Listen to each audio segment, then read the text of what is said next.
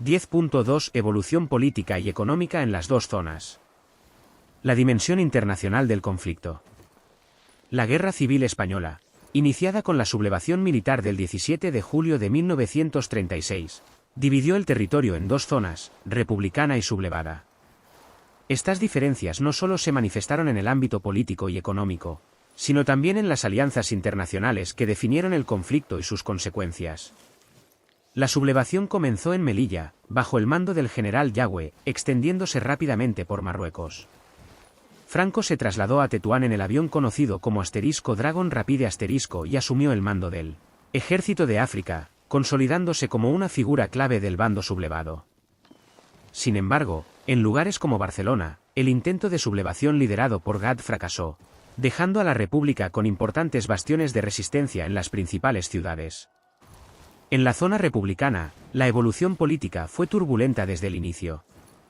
Tras la dimisión de Casares Quiroga el 18 de julio, se sucedieron gobiernos efímeros liderados por Martínez Barrio y José Giral, incapaces de imponer el orden en un contexto marcado por la deslealtad del ejército y el surgimiento de milicias obreras como las de la CNT y la UGT.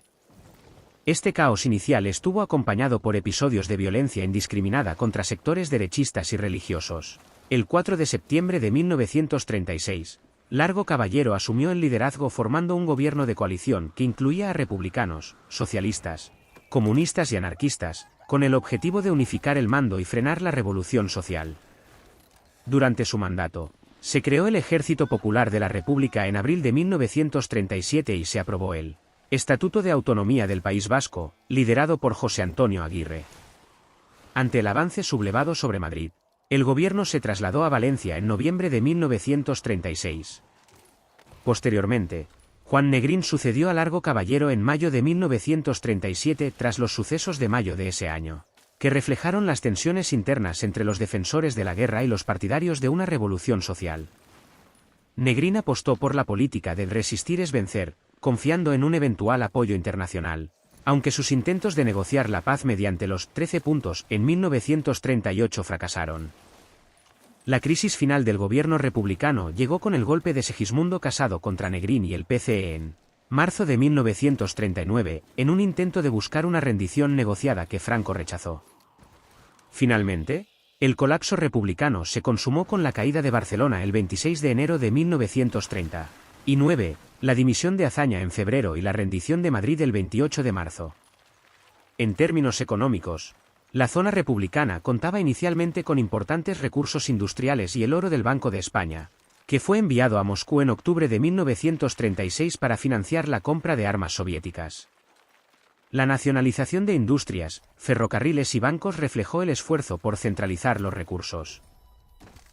Sin embargo, la falta de cohesión interna, el bloqueo económico tras la pérdida del norte en 1937 y la división territorial en 1938 agotaron progresivamente los recursos republicanos, exacerbando su dependencia externa y contribuyendo al colapso económico. Por otro lado, en la zona sublevada, la evolución política estuvo marcada por la figura de Franco. En los primeros meses del conflicto, tras la muerte de Sanjurjo, Franco fue nombrado generalísimo y jefe del gobierno del Estado el 1 de octubre de 1936, consolidando su liderazgo con la creación de la Junta de Defensa Nacional en Burgos. En 1937, mediante el decreto de unificación, Franco agrupó a los partidos derechistas en FET y de las Jones, obteniendo el respaldo de la Iglesia Católica, que lo proclamó caudillo por la gracia de Dios.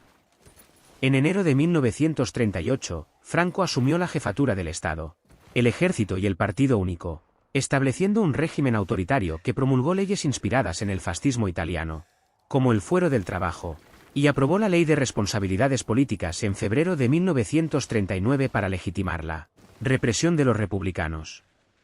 Económicamente, la zona sublevada dependía inicialmente de las regiones agrarias, careciendo de recursos industriales hasta la conquista del norte en 1937. El esfuerzo bélico fue financiado mediante créditos y ayuda material proporcionada por Alemania e Italia, además del apoyo de empresas estadounidenses como Texaco, Ford y General Motors. Esta dependencia de apoyo externo permitió a los sublevados mantener su capacidad operativa a pesar de las dificultades iniciales.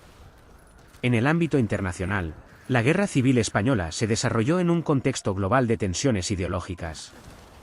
Aunque Francia y Reino Unido lideraron la política de no intervención a través del Comité de No Intervención en agosto de 1936, esta resultó ineficaz, permitiendo que las potencias fascistas e incluso la URSS se involucraran directamente. Alemania nazi apoyó a los sublevados con la Legión Cóndor, responsable del bombardeo de Guernica, mientras que Italia fascista envió al cuerpo de tropas voluntarias con 50.000 soldados. Portugal, bajo Salazar, contribuyó con la Legión Viriato, y el Vaticano reconoció oficialmente a Franco en 1937. Por otro lado, la República recibió armas, tanques T-26 y aviones de la URSS, financiados con el oro de Moscú, además del apoyo de las brigadas internacionales, formadas por 50.000 voluntarios de 70 países. México, liderado por Lázaro Cárdenas, ofreció apoyo moral y acogió a unos 20.000 exiliados republicanos. Sin embargo, la neutralidad de las democracias occidentales, especialmente Estados Unidos, que aprobó la Ley de Neutralidad en 1935, y el apaciguamiento hacia Hitler y Mussolini por parte de Reino Unido, limitó el respaldo a la República.